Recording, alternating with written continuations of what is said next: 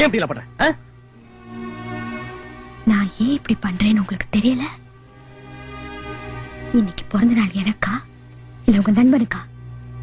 அர்ச்சனை எனக்கா இல்ல உங்க நண்பனுக்கா? உங்க பொண்டாட்டி நானா இல்ல அவனா?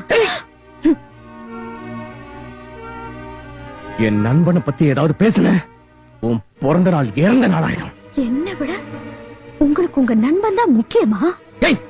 நீ என்னடி நேத்து என்ன பத்த தாயை விட இன்னைக்கு எனக்கு கிடைச்ச மனைவியை விட நாளைக்கு எனக்கு பிறக்க போற குழந்தைய விட என்னைக்குமே என் நண்பன் தாண்டி எனக்கு முக்கியம். கரெக்ட்.